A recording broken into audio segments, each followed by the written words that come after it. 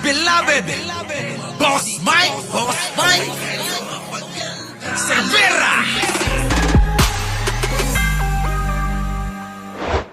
Ito na. Dito na tayo mga kababayan ko. Matutuwa ang mga kakamping dito. Pasok na natin. Pasok! Ngayong nag-anunsyo na si Vice President Sara Duterte ng kanyang presidential candidacy, binanggit ng ilang mambabatas na sa tingin nila, pinakamalakas na pantapat sa bise, si Naga City Mayor Leni Robredo. Patay!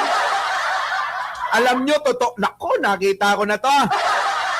Itong kaibigan natin, si Lemuel, nagpakita na porke si Leni ang bida dito.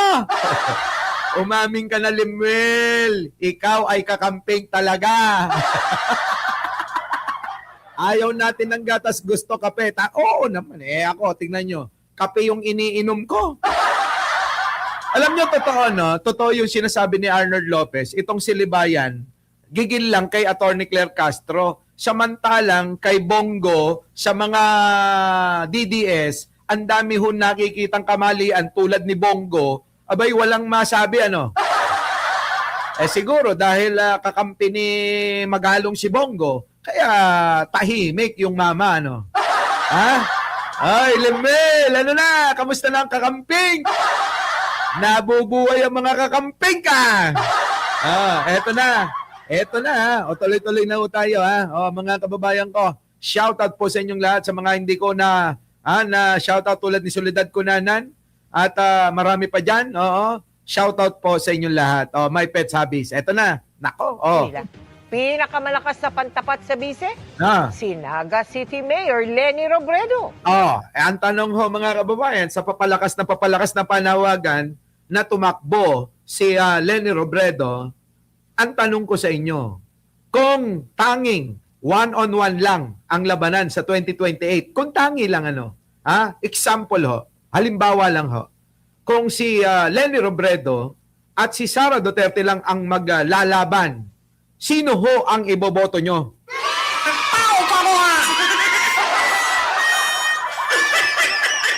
Yan, ang pulso ng bayan, umpisa na natin yan! Gibo Chodoro, Limwel, mukhang ayaw kausap ko kahapon, ayaw daw pa niya Ewan ko na lang, paki-comment. Siya, pagka gusto nyo si Leni, kung dalawa lang sila, Kung dalawa lang sila, Leni versus Sara, sino ang pipiliin nyo kung wala talagang tatakbong iba? Halimbawa, hindi ho nakakuha ng panglaban ang administrasyon ni Pangulong Bongbong, sino ho ang pipiliin nyo? Leni or Sara? Diyan magkakaalaman na yan. Siguro naman ho mga kababayan, hindi na natin kailangan ipabigay sa inyo kung sino ang mas lamang pagdating sa kaalaman. Nakita na ho natin si Leni, nakita natin si Sara. Ano ang pagkakaiba? Si Leni walang issue ng pagnanakaw. Kita nyo si Leni walang issue ng pagnanakaw katulad ni Sara. Na halos lahat ng confidential fund ni Sara ninakaw niya. Si Leni, mga kababayan ko, tahimik na tao, marunong tumanggap ng pagkatalo. Si Sara, nanalo na, ayong gusto pang maghangad na maging pangulo. Kita nyo mga kababayan ko, sa pamamagitan ng pangaagaw ng pwesto, si Sara Duterte, ayaw magpatalo. Gusto nakawin pagiging pangulo kahit na ipanalo na siya ni Pangulong Bongbong sa pagka-vice presidente. Kita nyo yung pagkakaiba mga kababayan ko si Leni marunong tumanggap ng pagkatalo.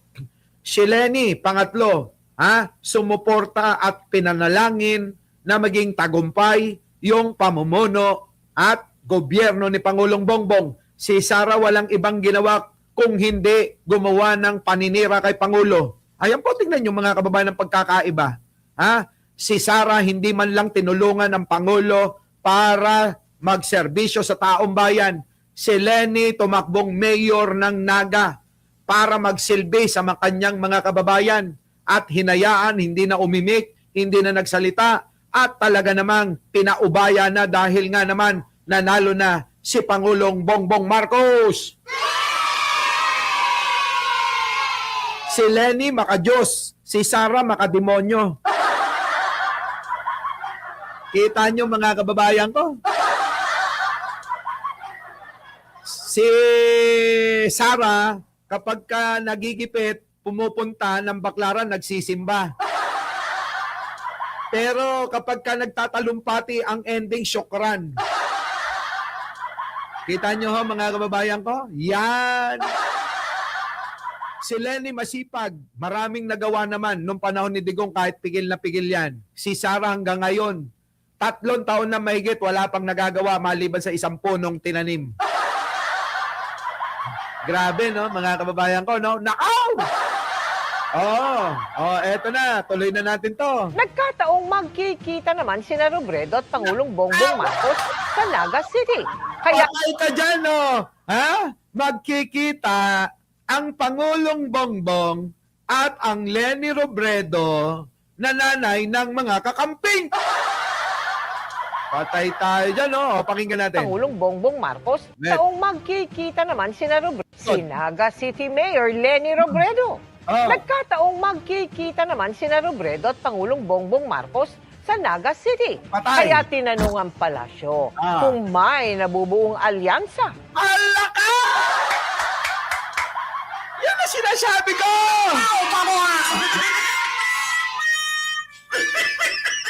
Yan na mga kababayan, paano na ito?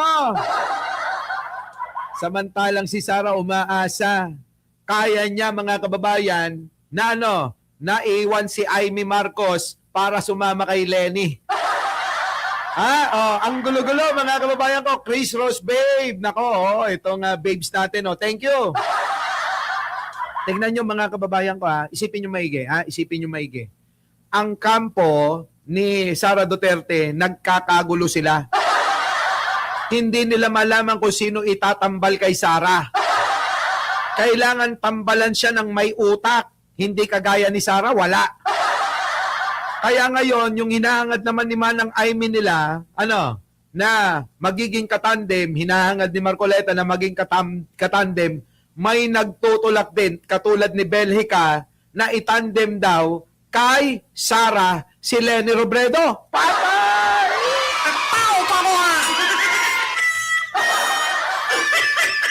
Kung ako naman si Lenny, bakit ko naman tatanggapin na maging busy ng isang luka-luka?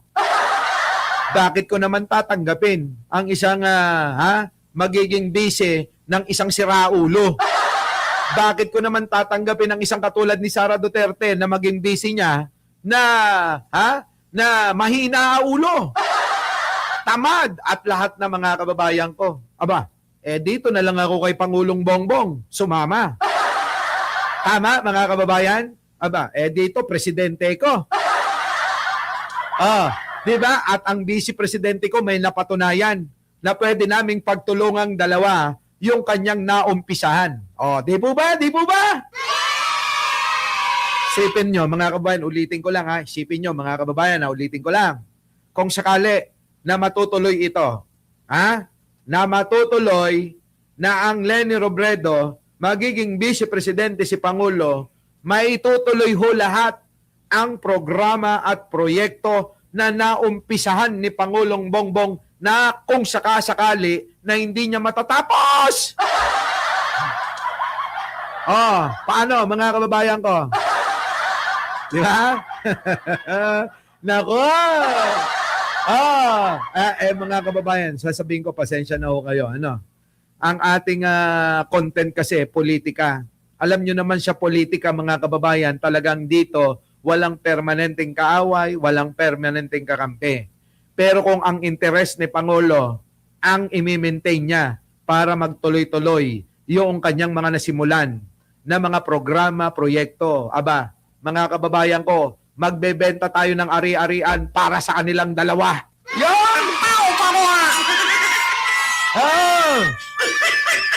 Diba? Sukdulan mga kababayan, yung mga may utang sa atin dyan. Lahat yun mga kababayan, popondo natin, tutulong natin sa pagkampanya sa kanilang dalawa. Tama ba? Tama? Oo. Di ba, mga kababayan ko, ano? Mauubos ang pera ng Pilipinas. O kung si Sara Mau ang makakaupo. Oh! Oh. Uy, nako. Pero ang saya-saya, di po ba, na minsan no, mga kababayan, yung pong magkatunggali na mortal. Alam naman natin ang istorya, sa pagka-vice presidente, nagkaroon ng issue sila at yun ay natabunan na sa pagkapanalo ni Pangulong Bongbong noong 2022 election. At ngayon, 2028, parating na, kung etong dalawa, mga kababayan, magsasama, wala hong tatalo, maniwala kayo. Walang tatalo, mga kababayan ko. Oy, Chris Rose, babe, thank you. Si Navik talagang pinagpipilitan si Martin. Wala na yan, oh. Gel on talent, thank you naman. Navik, hayaan mo na si Martin. Malabo yan. Maniwala ka sa akin. Oo, hindi mananalo. Walang dating. Oo, hayaan mo na siyang manahimik. Oo. Kasi kapag nag-ingay pa yan, baka maungkat pa yung mga pagnanakaw niyan eh. Di ba? Eto na mga kababayan, saya-saya. Alam niyo, natutuwa ako kapag ganito. Yung mga ganito ba na nagkakasundo-sundo? Opo, ha? Yung isang mabuti. Totoo naman ho, aminin ho natin, ano? Sinira lang ho, mga kababayan, ng mga DDS, si Leni Robredo. Napaniwala ang maraming mga Pilipino, kahit ho ako, ng mga DDS, hindi pa tayo nagbablog noon. Di ba? Hindi pa tayo nagbablog noon, mga kababayan. Oo, sila-sila pa lang. At karamihan no, ng mga nagbablog noon, mga sinungaling, mga fake news peddler, na mga DDS. Nilin lang ho tayo nung panahon ni Digong. Oo, kaya ho tayo napilitan, mga kababayan ko. Oo, eto na, may tumatawag. Oo. Boss! Boss. Hello po, sir. Yes. Dito na po ako sa salon. Sige, tirahin mo ng tirahin. Sabi mo, sinabi ko. Ha? Apo. Okay. Inobserbahan ko po mga kasi Ah. yung itong nasa may counter area, sir. Oo. Halos wala po talaga siyang lamig. Kaya nga, bala ka na. At naka-live ako, solusyonan mo na lahat yan, ha? Kaya kita tinawag, eh. Ha? Ay, alam mo naman yung aking, sa'yo, tiwala. Lagpas pa sa ulo mo. Ha? Thank you po. Okay, sige. Bye-bye. Bye-bye. Oh, di ba? Grabe yung ating trabaho, mga kababayan. Sabay-sabay. Hindi totoo. Balikan ho natin tong ating kwentuhan. Kung ating balikan, napakasarap ho sa ating paningin at pakiramdam na rin yung pong magkakasundo-sundo, yung mga magkakalaban sa politika at magtutulong-tulong para itaguyod, iahon, at yung pong nananawagan noon na yung po bang ang buhay natin pagtutulungan nila na itaas, mga kababayan. Di ba? Itataas ho nila tayo, sabay magtutulong ang Leni Robredo at Pangulong Bongbong. Yan sabi rito, nako, landslide yan! Opo, magiging landslide ito. Ricardo Lopez, manginginig na si Sara. Ay, nako mga kababayan ko. Ako na ho nagsasabi sa inyo. Oo, taya, pati brief ko. Talagang malupit ho ito, mga kababayan, pag nagtandem ang Leni Bongbong Marcos. Ay, nako mga kababayan, ang sarap-sarap na ito, mga kampanya, mga kababayan. Tuloy na natin itong balita, tuloy na natin. Ano sabi? Boss Mike. Naga City Mayor Leni Robredo. Nagkataong magkikita naman sina Robredo at Pangulong Bongbong Marcos sa Naga City. Kaya Ayun na. Magkikita ho yung dalawa. Kaya kayo mga dides, kalimutan nyo na. Kalimutan nyo na makuha nyo si Leni. Hindi na mangyayari, malabo eh. Tandaan nyo yan malabo. Kaya kung ako sa inyo, ang gawin ninyo, abay, mag-stick na lang kayo kay Marcoleta na maging vice presidente nyo. O kaya, ang gawin ninyo, ipilit nyo pa rin si, Aimee. Para ang mangyari, maganda ang tandem nilang dalawa. Ano yun? Oo. Kapag ka ang katandem si Aimee, isang bobo at isang baba. Kaya ang tandem nila, boba. Di ba? Ngayon, kung si Marcoleta naman, ano yun, ha? Ano yung kay Marcoleta? De lupa. Ay, bupa. O kaya pabo, gano'n, hindi, puba. Hindi, Boss Mike, mali. Oo. Bupa. Ano yung bupa? Evangeline Camilosa. Di isang bobo at isang panutya. Ang tao pareha!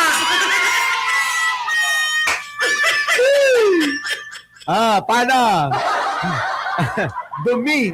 Dumi daw, dumi. Dumi. Duterte, Aimee. Ay, nako, mga kababayan ko. Team itim ang tandem. Sabi dito ni Lynn Mariano.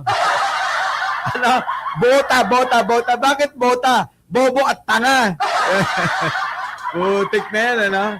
Ano? Mga kababayan ko, antayin ho natin yung pagkikita ni Pangulong Bongbong Marcos at ni Sara Duterte, ni Leni Robredo. Pakinggan natin uli. President Sara Duterte ng kanyang presidential candidacy, binanggit ng ilang mambabatas na sa tingin nila pinakamalakas na pantapat sa bise, si Naga City Mayor Leni Robredo. Patay! Okay na yan, pero eto ang twist. Nagkataong magkikita naman sina Robredo at Pangulong Bongbong Marcos sa Naga City. Patay! Kaya tinanong ang palasyo kung may nabubuong alyansa sa dating magkalaban sa politika. Nakatutok si Ian Cruz. Yan! Ayos na. Mga kababayan ko. Tingnan nyo yung post ni Hebel Heka. Talagang tinutulak din nila gawing vice presidente si Leni. Leni, huwag kang pumayag, vice. Pwede kang maging presidente. Kung ako naman, mga kababayan, di ba? Kung sasama kay Sara, malabo na. Kung vice presidente lang ang tatakbuhin niya, sigurado talo siya. Di ba? Nako, mga kababayan ko. Our beloved Boss Mike Cervera.